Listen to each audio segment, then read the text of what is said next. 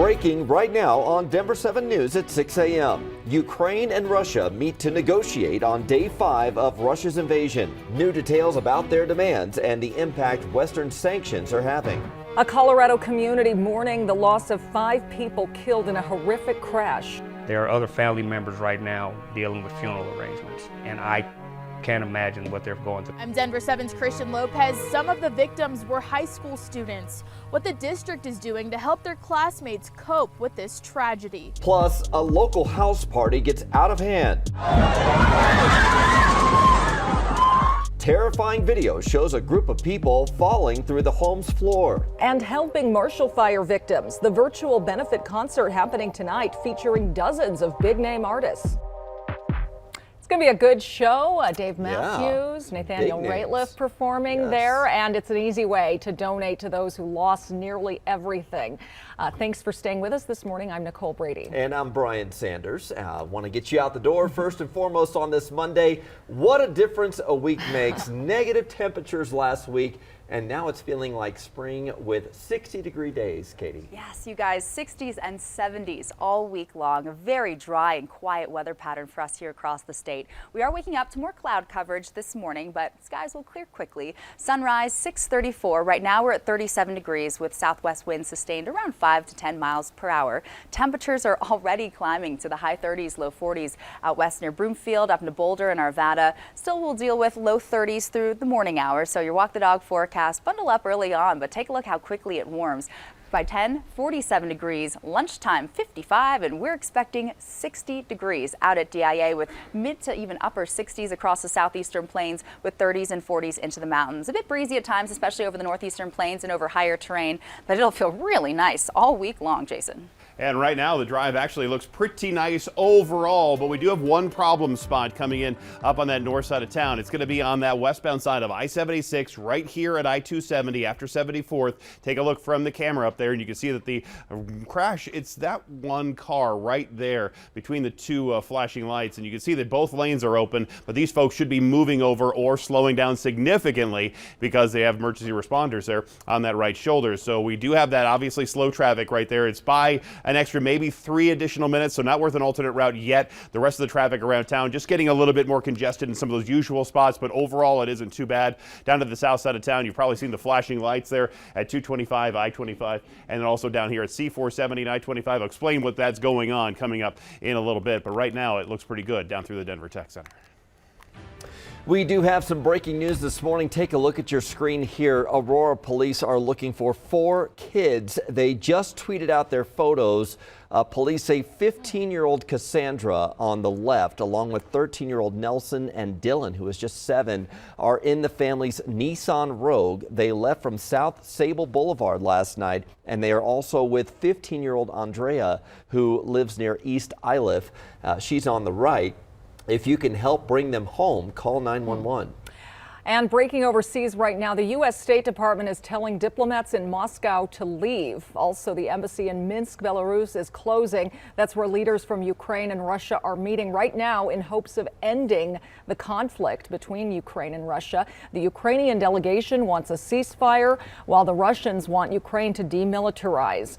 More than 350 civilians have been killed in 4 days of fighting, including 16 children. President Biden will discuss the ongoing invasion with allied nations today. Right now, the fiercest fighting is in Ukraine's second largest city. Ukrainian troops, that is, managed to push back attackers after a brief siege. Experts say the move shows President Putin underestimated Ukrainian forces. He was, I think, clearly hoping for an easier path to victory. And now he's not only losing some tactical engagements, but he's losing this entire war of messaging. Putin ordered his nuclear deterrent forces on high alert in response to the U.S. and allies cutting off Russia from global systems for money transfers. Overnight, the U.S. also cut off Russia's central bank and sanctioned the country's investment fund. Russia's currency, the ruble, lost more than 30% of its value. Moscow's stock exchange did not open today after severe losses last week. The UN now estimates more than 500,000 people have fled Ukraine. It's the largest and fastest displacement of people in Europe since World War II. Also over the weekend, Coloradans rallied for Ukraine on the steps of our state capitol. Denver 7 spoke to a woman who has family and close friends who are still there, and she says her hometown is being hit by bombs and Russian tanks, and her loved ones are staying in underground shelters right now to stay safe. It's getting worse over there as well because Russian military tanks were placed there yesterday, and they're just hiding behind civilians because it's a town, and Ukrainian army won't be attacking because there are civilians. Maria told us she spoke to her family over the weekend. They are obviously scared, but they are doing okay. She does take comfort in people from around the world standing up in solidarity with Ukraine. Crisis teams will be at a Jefferson County high school today after several students were killed in a car crash in Commerce City over the weekend. As you can see there, a memorial with flowers and stuffed animals is growing at the intersection of Highway 85 and 112th where the crash happened.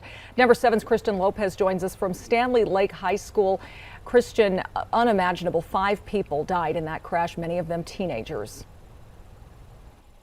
It is a heartbreaking loss for these families. We spoke to the grandfather of one of the victims who is in the hospital right now fighting for her life. Police say 5 people died in the crash Friday evening when 2 SUVs collided. 3 people survived, including Anaya Whitehorn, but her family says that she suffered brain and spine injuries, 2 broken legs, and broken ribs. Her grandfather says the car she was in looked like it had fallen off a bridge, and it's a miracle she survived. We're lucky that Anaya lived through this. There are other family members right now dealing with funeral arrangements, and I can't imagine what they're going through right now. He says Anaya's best friend was killed in the crash. If you'd like to support the victims' families, we do have a link to their GoFundMe pages on our website, thedenverchannel.com. Reporting live in Westminster this morning, I'm Christian Lopez, Denver 7. It is an awful situation there. Also this morning, 3 people are recovering after a house party got out of control in Arapahoe County. The main floor collapsed underneath the crowd. Denver 7's Veronica Costa is here with the details. I mean, these images and video that we're seeing of this, Veronica, it's all over social media. This was a chaotic scene. It was, and through those images, we're seeing not only just how many people were in that home, but the moment that collapse happened. Go ahead and take a look at this video. It's just one of the many. You see all of those people there together, and then you see that collapse. A really scary situation there for everyone who was there. In other similar videos, you see people trying to crawl their way out as well. We spoke with neighbors who live on East Princeton in Arapahoe County, right near the home where the collapse happened. They said they started seeing a rush of cars early Saturday morning, but they weren't too concerned. That all changed in the morning when law enforcement vehicles were on their block. We were watching TV and we saw something going on. You're worried it's more of a shooting going on or something like that, because my wife watched people running. I think somebody just posted the happy birthday on Instagram or something, and everybody just showed up. Yeah, not responsible. So that first floor collapse did cause a gas leak, but crews were able to shut the line off quickly. We know 3 teens were injured. One of them suffered pretty serious injuries. A family member did tell us the home had been in the family for 2 decades, and they, of course, as you can imagine, are devastated by what happened. We're in studio this morning. I'm Veronica Costa, Denver 7. Glad to know everyone hopefully will recover there. Homeowners in Louisville are ready to sound off about new building codes that could cost them tens of thousands of dollars. The net zero requirements went into effect in November. That was 1 month before the Marshall Fire destroyed hundreds of homes there, and this could hurt their ability to rebuild. Here are some of the requirements. Homes should include Energy Star appliances, solar panels or credits, and vehicle charging stations in the garage. Residents demonstrated against those codes outside City Hall yesterday. They want to rebuild using 2018 standards. City Council will consider suspending the new codes at a meeting tomorrow. There is a star-studded concert tonight to help Marshall Fire victims, and you can listen in. Dave Matthews, One Republic, Big Head Todd and the Monsters, Nathaniel Rateliff, and others are all performing for a virtual fundraiser. We're excited to help out with this issue. A lot of these homes that were destroyed are middle-class families that are underinsured. And so we really want to hopefully keep people located where they are and keep them from having to relocate.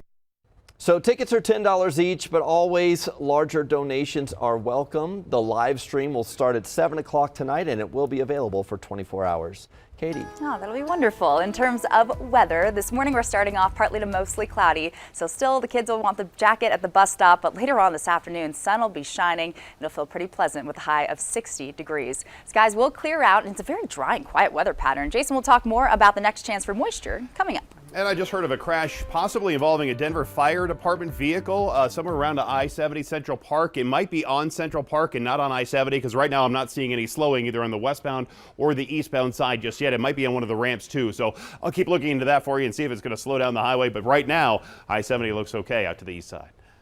Heart attacks can happen at any time, like at a stoplight for a Denver man in his 30s. The message the survivor now hopes you take to heart. Plus, a new ranking shows just how popular Rocky Mountain National Park is. And new month, new deals. We'll tell you about the items you can save on in March.